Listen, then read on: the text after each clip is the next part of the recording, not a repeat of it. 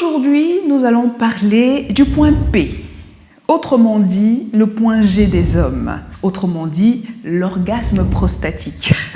Alors, c'est parti. Hello my people, comment allez-vous? Très bien. Si vous découvrez la chaîne via cette vidéo, je suis Dr Paul Moko, médecin sexologue, et sur cette chaîne, je vous aide à solutionner vos troubles sexuels et à retrouver une sexualité qui vous ressemble, une sexualité épanouie à votre image. Alors, je vous invite à vous abonner, à activer la cloche de notification pour être prévenu à chaque fois que je poste une nouvelle vidéo. N'hésitez pas à me rejoindre également sur mes réseaux sociaux, Instagram, Facebook et TikTok pour davantage d'interactions parce que je suis un peu plus active sur ces réseaux sociaux-là, en story, en post, etc., etc. Donc rejoignez-moi, je vous mettrai tous les liens en barre d'informations, c'est Dr Paul Moko. Et n'oubliez pas, si vous ne l'avez pas encore fait, à télécharger un des nouveaux e-books, 5 choses que les hommes détestent au lit. Voilà. Je vous mettrai le lien en barre d'informations. Donc tout est là, téléchargez, faites-vous plaisir. Et si tout ce que je vous donne gratuitement ne vous suffit pas et que vous avez besoin d'aller plus loin, vous avez besoin d'un suivi beaucoup plus soutenu, beaucoup plus soutenu en français, voilà. Vous pouvez réserver également une consultation avec moi. Je vous mettrai le lien pour réserver votre consultation en barre d'informations. Maintenant, nous pouvons rentrer dans le vif du sujet. Alors, comme je l'ai dit au départ, aujourd'hui, nous allons parler du point P, le point G des hommes, autrement dit, l'orgasme prostatique. Mais avant de vous énerver, parce que vous êtes nombreux là souvent, vous ne regardez pas la fin de la vidéo et puis vous vous énervez pour rien. Ne vous énervez pas, quoique, si vous vous énervez, en fait, vous allez me mettre des commentaires et puis après, ça va booster l'algorithme. Fâchez-vous, vous mettez ça en commentaire et puis ça booste l'algorithme. Hein? Après le retour, la chaîne a besoin de... Voilà, énervez-vous en commentaire. Merci. Bref, ce que je voulais dire, c'est qu'il faut aller jusqu'au bout de la vidéo, d'accord, pour comprendre mon point de vue.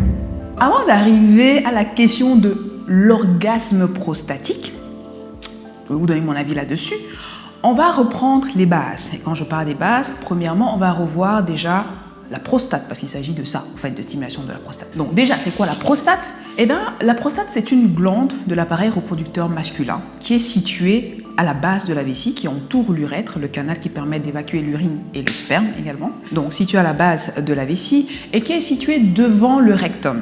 La prostate va mesurer environ 4-5 cm de largeur pour 3-4 cm environ de hauteur pour environ 2 cm d'épaisseur. On dit qu'elle a une forme de châtaigne. Moi, je dirais qu'elle a une forme de cône inversé aux lignes arrondies. Si vous voyez ce que je veux dire.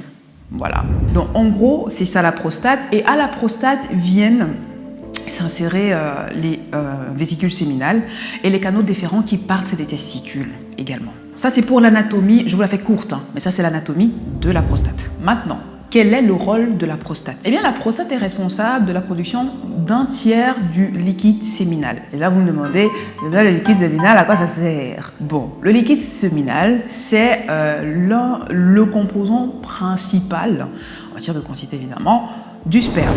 Okay. Quel est le rôle du liquide séminal? En gros, le liquide séminal aura pour rôle, si vous voulez, déjà de neutraliser l'acidité du vagin. Parce que les spermatozoïdes, quand ils vont arriver dans un milieu qui est trop acide, ils vont mourir en fait, ils ne seront pas viables.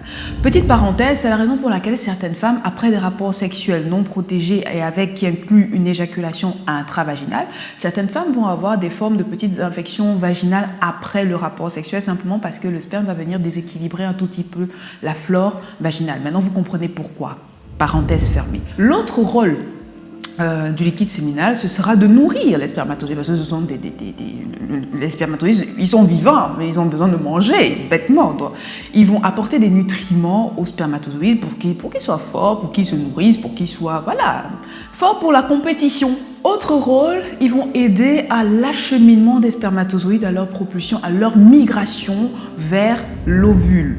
Schématiquement, voilà les 3 rôles principaux du liquide séminal. Ah oui, et aussi ils vont permettre de lubrifier l'urètre et évacuer, éliminer un peu l'acidité de l'urètre, parce que bon, vous savez que par l'urètre passe l'urine et le sperme, donc pour éviter justement que le sperme soit altéré, les spermatozoïdes soient altérés, le liquide séminal va contribuer justement à éliminer cette acidité-là liée à l'urine pour permettre la viabilité des spermatozoïdes. Maintenant, comment est-ce qu'on parvient à palper, à avoir accès à la prostate. Bien, j'avais déjà fait une vidéo où je vous parlais du point G chez les femmes.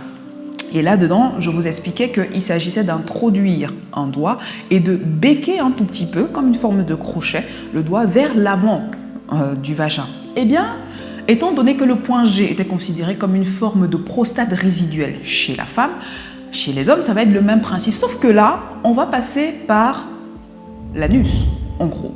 Donc, il s'agira, au niveau de l'anus, d'introduire un doigt et de becquer un tout petit peu le doigt pour sentir vers l'avant, en dessous du doigt, une petite boule, ce sera la prostate. Alors, il n'y a pas besoin d'introduire tout le doigt, hein. Vous en avez pour environ 5 cm de profondeur à partir de l'orifice anal pour pouvoir atteindre la prostate, bêtement. Parce que souvenez-vous, je vous ai dit que la prostate est située en avant du rectum. Donc, c'est comme ça qu'on procède pour pouvoir palper la prostate. Maintenant, la question suivante qui m'a été posée par un ami, il m'a dit, oui, entre potes, on parlait de l'orgasme prostatique, la stimulation de la prostate peut donner un orgasme plus important, plus intense. Qu'est-ce que tu en penses? Bon, voici donc ce que j'en pense. Ça dépend. Ça dépend. Je m'explique. Chez certaines personnes, la stimulation de la prostate peut effectivement être une source de plaisir, vraiment intense. Chez d'autres personnes, pas du tout. Et ça va dépendre de plusieurs facteurs. Ça va dépendre par exemple de l'inconfort ou du confort qu'on va avoir pendant la stimulation de la prostate lié au contexte d'hygiène, préalablement. Ça va dépendre également des convictions, des croyances autour de la pénétration ou pseudo-pénétration anale aussi, et qui va faire en sorte qu'on se sente plus ou moins à l'aise de se donner à cette pratique ou pas. Ça va dépendre également du niveau de curiosité que vous avez par rapport à l'exploration de votre vie sexuelle, par rapport aux découvertes sexuelles, et ça va dépendre des limites aussi que vous vous imposez dans vos pratiques sexuelles. Donc ça dépend de plusieurs paramètres. Je ne saurais pas vous dire exactement si voilà, c'est une bonne chose ou si ce n'est pas une bonne chose. C'est à vous de décider. Et en fonction de vos goûts, de vos aspirations, de ce que vous voulez essayer, c'est à vous de décider, de tester et de voir si c'est quelque chose qui vous parle ou pas du tout. La seule chose que moi je peux vous préciser, c'est que, premièrement, la stimulation de la prostate, ou du moins l'orgasme prostatique, ne conduit pas forcément à une éjaculation. Ça peut conduire à une éjaculation, mais ça ne conduit pas forcément à une éjaculation. Et vu qu'il n'y a pas nécessairement d'éjaculation, la période réfractaire est beaucoup plus courte après un orgasme prostatique, ce qui peut permettre justement à la personne qui a eu son orgasme prostatique d'avoir plusieurs orgasmes au cours d'un même rapport sexuel. Ça, c'est ce que je peux vous préciser. Maintenant, les sensations autour de l'orgasme prostatique, comment est-ce que c'est perçu, c'est propre à chacun, donc je ne vais pas rentrer dans ce type de détails-là. Maintenant, ce que moi je peux apporter comme élément supplémentaire, c'est comment procéder, quelles mesures de précaution avoir lorsqu'on veut essayer, lorsqu'on veut tester la stimulation prostatique en vue d'un éventuel orgasme. Premièrement,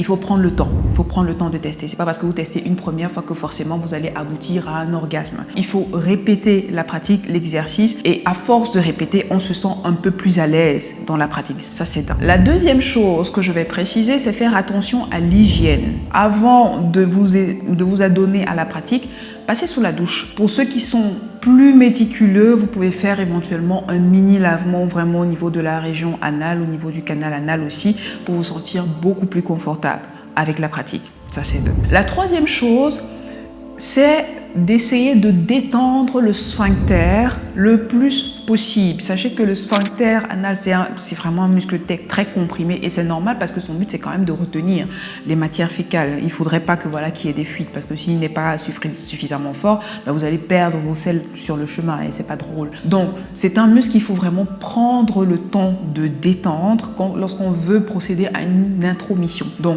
massage, délicatement. Exercice de respiration également pour pouvoir détendre les muscles du périnée et donc le sphincter anal aussi. Donc prenez le temps de vraiment bien détendre le sphincter anal. Troisième chose, on lubrifie. On lubrifie. La région anale, ce n'est pas une zone qui est naturellement lubrifiée. Alors vous pouvez lubrifier par la salive, mais j'ai tendance à dire que la salive, ça s'évapore quand même assez rapidement, donc optez pour un lubrifiant de préférence. Faites attention aux coupures aussi, voilà. Les longs ongles là, hein, les longs ongles là. Voilà, voilà. Faites gaffe, ça peut blesser, ça peut blesser. Voilà, voilà. Et la dernière chose, et pas des moindres, le consentement est de rigueur. Si vous ne voulez pas, si c'est pas votre truc, ce n'est pas votre truc. Vous n'êtes pas obligé, ne vous forcez pas.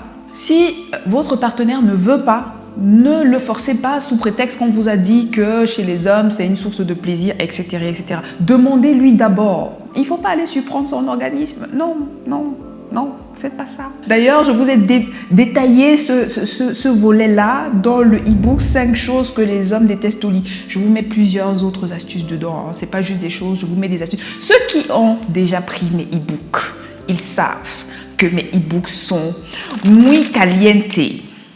Voilà, le moment Spanish de la vidéo. Donc, allez télécharger le e-book. Merci. Voilà, c'est la fin de la vidéo. Bah, dites-moi en commentaire. Hein. Fâchez-vous en commentaire. J'aime bien lire vos fâcheries, des fois ça m'amuse. Voilà, likez la vidéo si elle vous a plu, partagez-la, partagez à des personnes qui se posent des questions sur le sujet. Abonnez-vous si ce n'est pas encore fait. Quant à moi, je vous dis à très vite dans une prochaine vidéo. D'ici là, prenez grand soin de vous. Voilà, voilà. À très vite. Salut.